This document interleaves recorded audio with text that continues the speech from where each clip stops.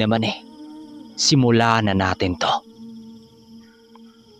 Pagtitig nila Danilo sa mga kadinang nagsisitalasan sa hawak ng mga gabunan, tanging paghinga ng malalim na lang ang kanilang nagawa. Subalit kahit mapanganib ang mga sandata na yon, hindi pa rin nila naisipang umatras sa laban. Ilang minuto pa ang lumipas.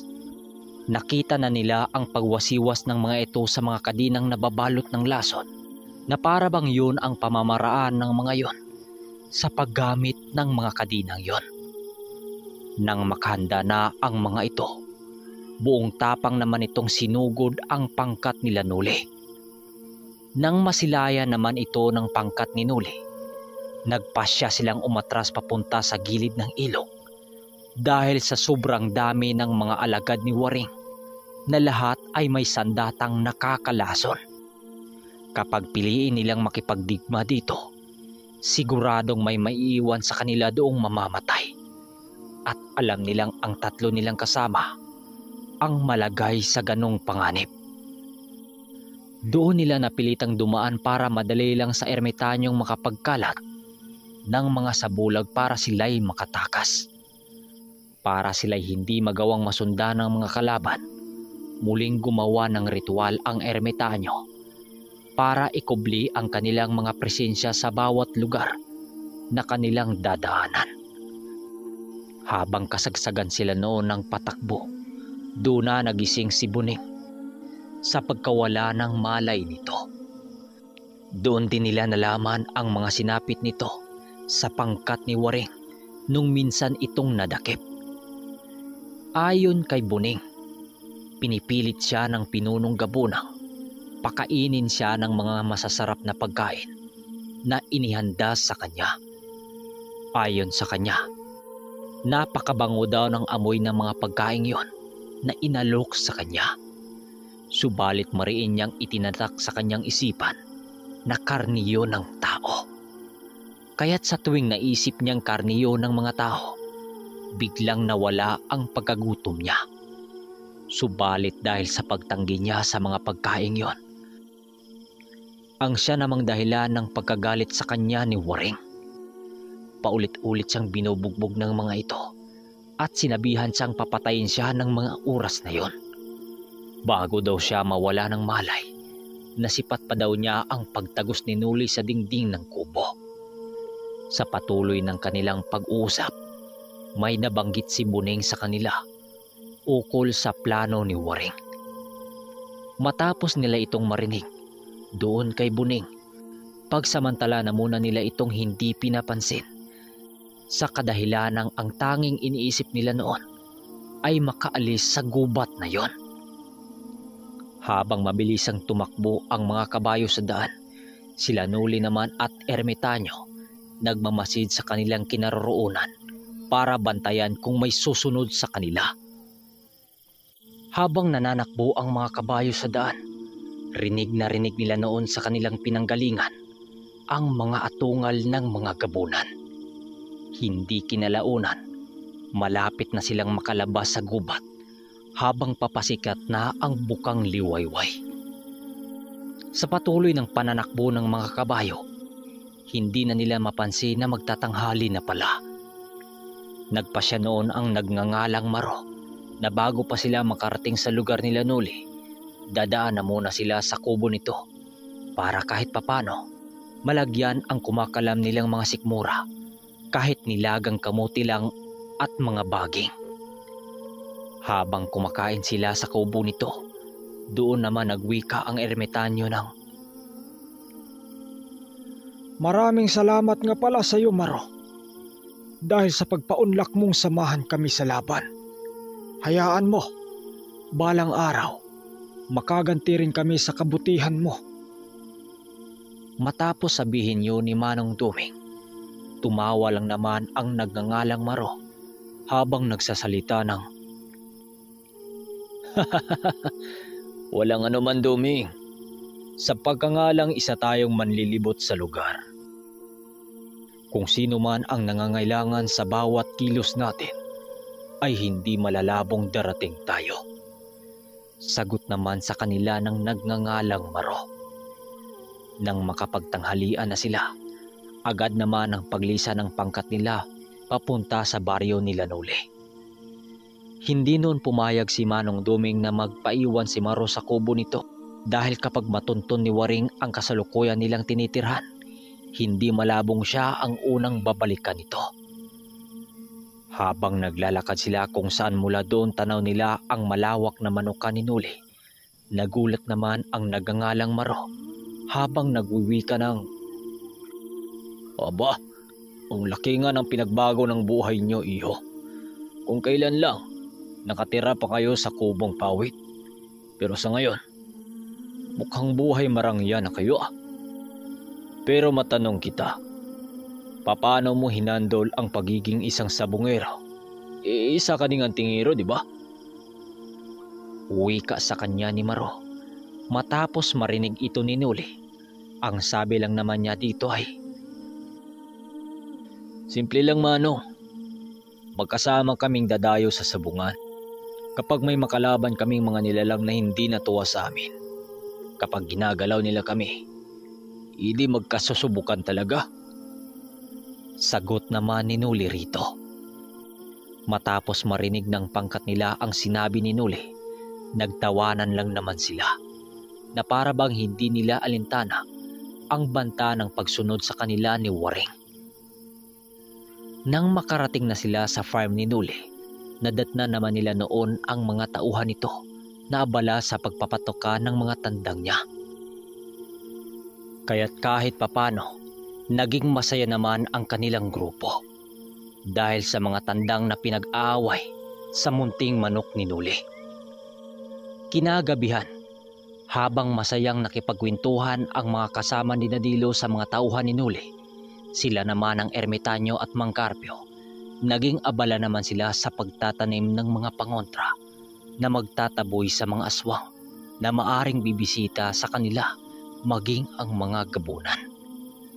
Si Danilo naman at itong si Noli tumulong na rin sa ginawa ng dalawa upang mas mapabilis ang proseso. Kahit kalahati lang ang alam ni Mang Carpio sa kanan, pinilit pa rin itong gumawa ng mga pangontra upang madali ang kanilang trabaho.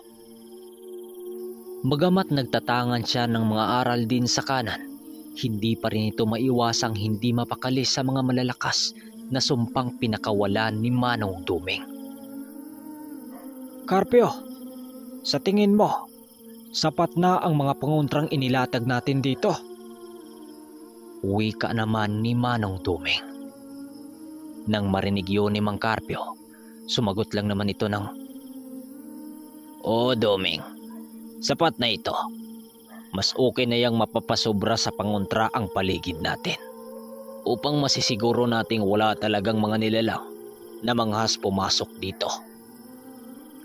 Sagot naman ni Mang Carpio. Matapos nilang mag-usap, patuloy pa rin naman sila sa kanilang ginagawa. Kagaya ng paglalagay ng mga makabuhay na puno ng mga dasal sa kanan na pangtaboy sa mga gabunan. Makalipas ang mga oras, sumapit na nga ang takip silim, subalit nakahanda na ang mga pangontra sa labas laban sa mga pangkat ni Waring. Sa pagsapit ng alas 7 ng gabi, mas pinili nilang tumambay sa labas habang umiinom ng tuba. Habang nasa labas sila ng kubo, doon naman nila napag-usapan ang mga pangyayaring naganap nung gabi. Ilang minuto pang pag-uusap sa kanila, bigla namang nabaling ang kanilang mga paningin sa mahigit sa manukan ni Noli malapit sa daan.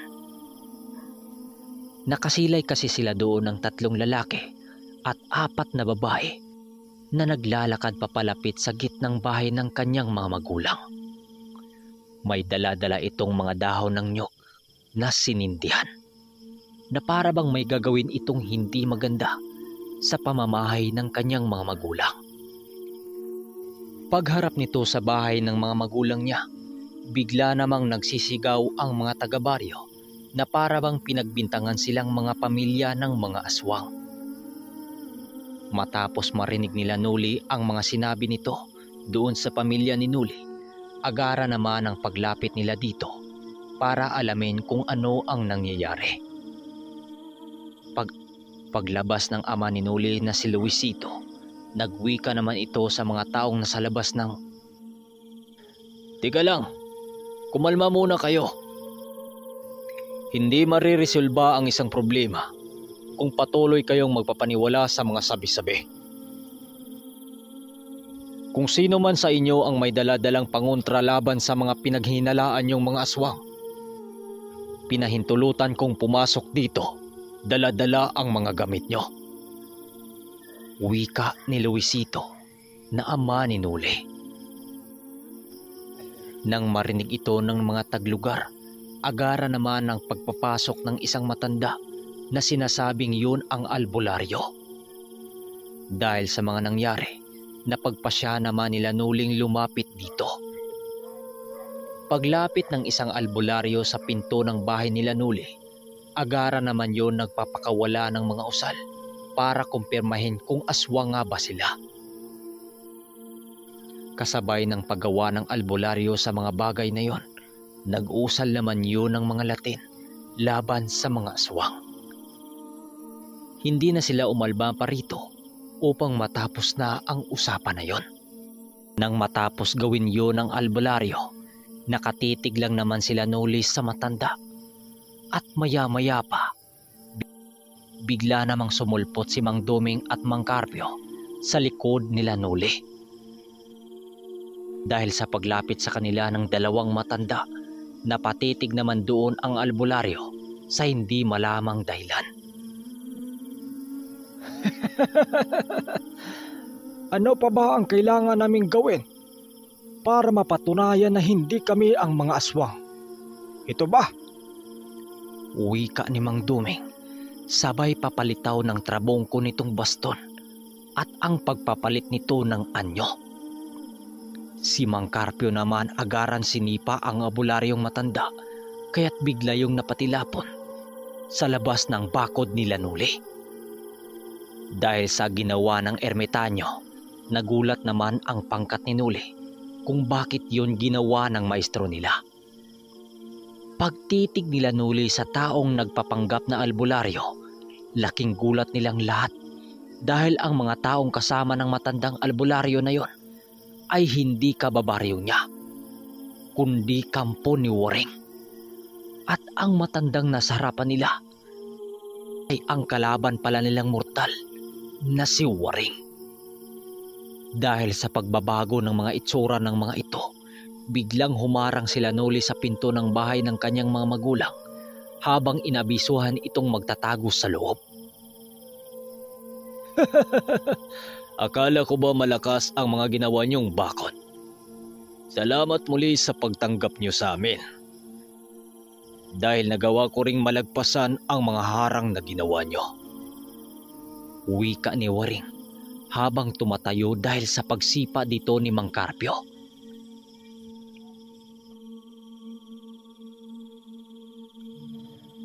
Nang mabuking nila Manong Duming ang pagbabalat kayo ni Waring sa mismong lugar na yon, nagtaas ng bakod at poder ang kanilang pangkat upang paghandaan ang mga susunod na mangyayari.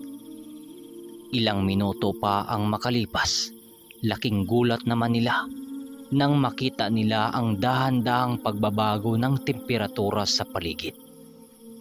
Paghawak nito sa bakod na nagkukonekta sa ilang mga manok ni Nuli, sa isang iglap lang, naabo ang mga ito na para bang dinaanan ito ng masamang hangin.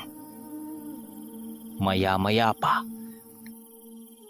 paisa-isa nang nasipat nila Nuli ang pagsitubuan ng mga pakpak sa mga gabunang nasa labas, nang siyang ikinakatakot ng mga tauhan ni Nuli. Dahil doon, inabisuhan niya ang mga yon na magtungo sa kubo nila dahil nababalot yun ng mga pangontra. Sa puntong yon, hindi sila maaring umatras sa laban dahil mismong lugar nila ang tinapakan ng mga kalaban. Dahil sa pangyayari, nabuo nila noon ang desisyon na labanan ang mga yun hanggang kamatayan. Pinili nilang dalhin ang laban na yun malapit sa ilog, kung saan ang taas nito ay isang talon, kung saan nagsasanay sila Nuli at Danilo. Ginawa nila ang mga bagay na yon para maiwasang mapinsala ang mga pinaghirapang mga manok ni Nuli. Kampante naman nilang iwan doon ang mga pamilya ni Nuli dahil binabalot yun ng ermitanyo ng napakakapal na bakod. Nuli, Danilo, makinig kayo. Kapag nasaalanganin ang mga kalagayan nyo, huwag niyong kalimutang umatras at huwag mo kaming alalahanin. Mga matatanda na kami. Tandaan nyo mga iyo. Marami pa kayong maranasan sa mundong ito. Kaya't kung kinakailangang umatras, gawin nyo na. Wika ng ermitanyo na para bang namamaalam na ito sa kanila. Nang marinig nilang tatlo ni Maro ang sinasabi ng dalawang matanda, hindi naman nila maiwasang maluha dahil sa mga sinabi nito. Para hindi mangyari ang mga bagay na yon, doon na pagpasya ni Nuli na gamitin ang mga alas niya kung sakaling madidihado sila sa laban. Ilang minuto pa ang makalipas, bigla naman silang napatingin sa mga gabunang. Paisa-isang lumipad para sila'y sunggaban dahil na rin sa mga utos ni Waring. Nang makita ito ng ermitanyo, dali-dali naman itong humarang sa kanilang lahat para salawhin ang mga atake. Subalit kahit napakarami na ng mga gabunang nagsabay-sabay na bumangga sa ermitanyo, animoy bumangga lamang ang mga ito sa isang bato. Pagkakita nila Maro at Danilo sa anyo ng ermitanyo, napanganga naman sila dahil sa pagkabigla. Nakasuot ang ermitanyo ng mahabang sayang itim na sayad hanggang lupa. Hawak-hawak din ito ang isang trabongkong nagbibigay silaw sa mga aswang sa mga kasama nila Waring. Magamat hindi gaanong naapektuhan ang mga gabunan sa presensya ng ermitanyo, subalit ramdam nila ang pag-ilag ng mga ito sa ermitanyo. Si Mang Carpio naman, dahil kaliwa ang ginagamit na aral nito, hindi na magawang masalag ng mga kalaban ang mga paulan nitong mga insektong barang na pinakasandata nito. Dahil sa pagkatalbog ng mga gabunang bumangga sa ermitanyo, sila Nuli naman ang sumusunod na makipagsagupa dito. Sa paglapit nila sa mga gabunang yon, ramdam naman nila Danilo ang kakaibang presensya ng mga yon. Sa patuloy ng kanilang sagupaan, nakita na lang nila bumagsak sa lupa ang mga ilang aswang na wala ng buhay. Labis ding nahihirapan ang mga gabunan sa ginawa ni Mang Carpio dahil habang nakipaglaban ito sa kanila Nuli, butas-butas naman ang mga bisig at tinga nito dahil sa mga makakamandag na barang na ginawa nito. Ilang minuto pa ang makalipas, bigla naman nilang nakita si Uring ng paggalaw nito kasama ang mga malalakas nitong kasama. Sa puntong yon, mabilisan naman ang pagtawag niya sa diwatang nangangalaga sa kagubatan para magabayan siya sa mga dapat niyang gawin sa mga usal na bigla na lang lilitaw sa kanyang isipan. Hayop ka, Waring. Dinamay mo pa talaga ang mga alaga ko. Ngayon, sisigarduhin kong hindi ka na makakabalik sa pugad niyo ng buhay. Wika ni Nuling nang gagalaiti sa galit. Habang binabanggit niya ang mga usal na bigla na lang papasok sa kanyang isipan, sinugod naman siya ng mga pinagkatiwalaan ni Waring na kanan nitong mga kamay at ang mga kasama nitong nagtataglay ng mga mutya na panig sa kaliwa. Ilang minuto pa ang makalipas, bigla naman siyang napailag ng dinadaanan nang masipat niya ang mga pakpak ng mga gabunang yon na kasing lapad ng bubong ng bahay. Paglapag ng gabunang lumipad, bigla naman yung napasubsob sa lupa dahil sa pagtama ng palakol ni Maro doon sa gabunan. Matapos ang pagbagsak ng gabunang yon, nagkaroon naman ng pagkakataon si Noli para bigkasin ang mga usal na bigla na lang lumitaw sa kanyang isipan. At inihip niya sa espiritual na kampilan, kaya't mas lalong magiging epektibo ito upang hindi makatakas pa ang mga taga dito. Matapos niyang maikarga ang mga usal na yon sa kanyang sandata, nagliliwanag ang kulay nitong pula habang may animoy baging na nakapulupot dito. Sa bawat nilalang na may dugo ng kasamaan na badapuan ng kampila na yon, hindi na yon makakaligtas pa dahil sa pagkasunog nito. Habang patuloy niyang iniilagan ang mga gabunan, bigla namang nakarating si Danilo sa kanyang likuran habang patuloy din itong nakipagdigma sa mga kalaban. Habang ang ermitanyo noon at si Mang Carpio, animoy nilamok na yon ng mga kalaban nila. Nasipat na rin nila ang mga bangkay ng mga aswang na nagkumpulan na napaslang ng ermitanyo. Maya-maya pa, biglang napatakbo itong si Noli para tulungan si Danilo. Dahil nakita niya ang pagsungkab dito ni Waring. Yun kasi ang pinuntarya ni Waring. Dahil si Danilo ang labis nitong kinakagalitan. Sa bawat sangkaan nila Danilo sa kalaban nitong si Waring, halos hindi ito makasabay sa bilis at liksi ni Waring dahil sa pabago-bago nitong posisyon. Maya-maya pa, bigla namang napatilapon si Danilo sa puno ng kapo kaya't nagtatamo ito ng mga sugat sa katawan. Nang akmang susundan na nito si Danilo, dali-dali naman niya itong binangga para silang dalawa ang magpapatayan. Nang mabangga niya ito, bigla naman yung tumalsik habang mabilisang tumayo. Subalit kahit hindi pa nakatayo si Noli, sa pagkakatumba niya, si Waring noon papasugod na sa kanya na para bang napakagaan ng katawan nito. Dahil sa bilis nito, madali itong nakarating sa kanyang harapan. At dali-daling inunday sa kanya ang hawak nitong punyal na may dumadaloy na kulay berdeng likido. Subalit bago pa man ito maisaksak kay Noli ang hawak nitong punyal, bigla naman itong natigilan nang pumulupot sa liig nito ang hawak-hawak na kadina ni Danilo na naagaw niya sa mga gabunan.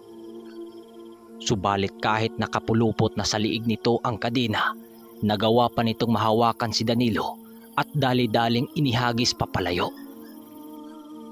Dahil pansamantalang abala si Waring sa ginawa nito, kaya'y pagkakataon yun ni Nuling sipain ito sa dibdib. Nang masipa niya si Waring, bahagya naman itong napatid kaya't nakawala silang dalawa dito. Kagad pumipesto si Noli sa kanyang kinatatayuan habang inuusala ng maigi ang hawak niyang kampilan. Si Waring naman, nakangisi itong nakaharap sa kanya habang hawak-hawak nito ang mahiwaga nitong punyal.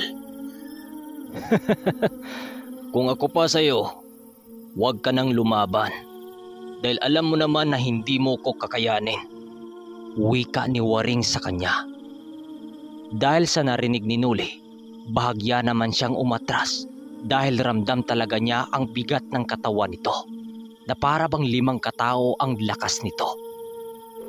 Ilang sandali pa, buong lakas namang sinugod dito si Noli habang si Waring naman ganun din ang ginawa. Sa pagsangkaan ng kanilang mga sandata, ramdam na ramdam talaga ni Noli ang bigat na kapangyarihan na karga sa punyal na yon. Partida, kampilan ang hawak ni Noli pero nahirapan pa rin siya sa punyal na hawak ni Waring. Habang si Danilong napapatilapon, bigla yung napatayo ng hindi oras dahil sa pagsugod ng mga gabunan sa kanya. Bagamat gustuhin ng dalawang matanda na tulungan sila Noli sa kaharap nito, pero hindi nito magawa dahil sa mga gabunang nagsalit-salita ng atake sa kanila. Sa patuloy ng sagupaan nila Noli sa kaharap nitong si Waring, kahit hindi siya gaanong makakasabay sa kilos nito, ginawa pa rin niya ang lahat para mailagan ang iba't iba nitong saksak. Nang mapagtanto niyang hindi niya mailagan ang iba pa nitong saksak, pinili na muna niyang pansamantalang tumakbo habang mabilisang tinalon ang sanga ng puno. At dali-daling tumambling para muling harapin si Waring. Dahil sa kanyang ginawa, kitang-kita noon ni Nuli ang pagkabiyak ng puno nang santol ng masaksak ito ni Waring. Bakit ka tumatakbo? Ayaw mo ba akong makalaban? Wala ka nang magagawa kundi kaharapin ang iyong kamatayan. Uwi ka nito sa kanya. Nang marinig ito ni Nuli, ang sagot lang naman niya dito ay, Masyado ka namang kampante sa mga tinatangan mo, demonyo. Di mo pa alam kung ano ang tinatahak mong landas. Kung inaakala mong wala nang makakagapi sa'yo, pues nagkakamali ka. Wika ni Nuli kay Waring. Nang marinig ito ng kaharap niya, nag-aangil naman yun. Sabay sugod sa kanya habang inuunday ang punyal nito para siya'y saksakin. Mabilisan naman niya yung nailagan habang patuloy niyang tinataga ang punyal nitong hawak. Subalit kahit alam niyang puno na yun ng mga sumpa, hindi pa rin magawang maputol ng kanyang kampilan ang punyal nitong hawak. Sa patuloy ng kanilang sabayan sa paghataw at saksak, nakarating sila noon malapit sa ilog kung saan ang taas nito ay isang talon. Maigi niyang tinitigan ang bawat galaw ni Waring dahil bukod sa mga tangan nito, magaling din ito sa kumbating kamayan. Sa madaling salita, may alam ang kalaban niya sa arnis. Nang makakuha siya ng pagkakataong hatawin itong hindi makasalag, kanya naman itong ginawa. Subalit pagsaksak niya rito, mabilisan namang nasangga nito ang kanyang kampilan sa hawak nitong talibong. Dahil magaling ang kalaban niya sa ganong estilo, kaya't sa pag-ikot nilang dalawa, bigla namang natusok sa lupa ang hawak niyang sandata at saka hinawakan ang kabila niyang kamay at sinaksak siya sa kanyang tagiliran gamit-gamit ang talibong nito. Nang bumaon ang talibong sa kanyang tadyang, napakalakas talaga ng kalaban niya dahil isang kamay lang ang ginamit nito para siya'y ibato sa gilid ng ilog. Sa pagbangon nitong sinuli, alam niyang nagawang nabutas ni Waring ang kanyang baluting nagsisilbing pananggan niya sa katawan habang nakaluhod siya sa lupa. Bigla naman siyang natigilan nang biglang magbabago ang itsura ni Waring. Galing sa mukha nitong napakabangis ay bigla yung naging mukha ng kanyang ama na si Luisito. Habang nagwiwika ng, Anak, piliin mo pa bang magipagpatayan kisa iligtas kaming kapamilya mo? Wika ng mukhang kanyang amang si Luisito. Nang makita ito ni Nuli, hindi naman niya alam kung lalaban pa ba siya o sumuko na lang. Pero bigla naman siyang natauhan nang sumigaw ang ermitanyo sa hindi kalayuan niya. Huwag kang magpapaniwala sa demonyo na yan, Uli. Hindi yan ang ama mo. Kaya't umayos ka. Nang marinig yun ni Waring, humahalakhak lang naman yun sa kakatawa habang ibinalik nito ang tunay niyang mukha. Nang malaman ni Nuling pinaglaruan lang siya ni Waring, agara naman ang pagtawag niya sa kampilan para muling makipagtigma dito. Pero hindi pa man sumugod si Waring, bigla namang dumating si Danilo sa gilid ni Nuli. Kaibigan, okay ka lang ba? Sambit sa kanya ni Danilo. Okay lang ako, Danilo. Sinamaro nasan? Sagot naman niya dito. Subalit hindi pa man nakapagsalita si Danilo, bigla naman silang sinugod ni Waring. Kaya't ang nangyari, dalawa silang nakipagdigma sa kaharap ni Nuli. Dahil sa dalawa na silang nagtulong-tulong dito, ramdam na nila noon ang pagkadihado ni Waring. Habang tuloy sila sa pakipaglaban, naisipan naman noon ni Nuling ipako ito sa mga alam niyang mga usal. Pagbagsak ng mga pamakong yun sa lupa, bigla naman noon natigilan si Waring nang manigas ang buo nitong katawan at hindi makagalaw. Sa wakas, mapapatay rin kitang demonyo ka. Wika ni Noli dito habang inundan niya ng saksak ang tiyan nito. Subalit hindi pa man makatama ang kampilan niya dito, laking gulat na lang nilang dalawa ni Danilo nang maglaho ito sa kanilang harapan habang nakarinig sila ng pagtawa sa buong paligid. Dahil sa pangyayari, napaatras naman noon si Danilo dahil hindi nito matukoy kung saan lilitaw ang kalaban. Nang maglaho si Waring sa kanilang harapan, agaran naman ang pagsanib ni Noli sa mga anino para sundan ito. Subalit nagulat na lang siya nang makita niyang naalerto si Danilo nang lumitaw ito sa likod niya. Inabisuhan niyang mag-iingat ito dahil hindi normal ang lakas ni Waring. Nang makalapit siya sa dalawang naglalaban, agara naman ang pagsalo niya dito para saluhin ang atake ni Waring. Dahil sa kunat ng katawan nito, hindi nagpatumpik-tumpik pa si Noli na kausapin ang kanyang gabay na muli niyang hiramin ang espada ng mga cherub. Ang nasa kamay niya ay ang kampilan lang na arkanghel, kaya't kampante itong si Waring na hindi ito matablan sa hawak niyang sandata. Habang tinatawag pa lang niya ang espada ng mga cherub, ramdam naman niya ang bigat ng presensya nito. Pagsugod sa kanya ni Waring para siya'y muling saksakin, agara naman ang paglitaw ng espada ng mga cherub at inihataw niya sa katawan ni Waring.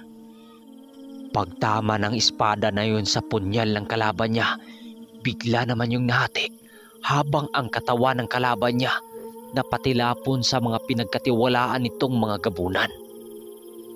Pagtingin doon ni Noli, napangisi naman siya nang makita niya ang dibdib nito na halos mabiyak yun dahil sa sugat na nagawa ng espada. Halos mamamatay noon si Waring sa sakit dahil sa pinsalang natamo nito.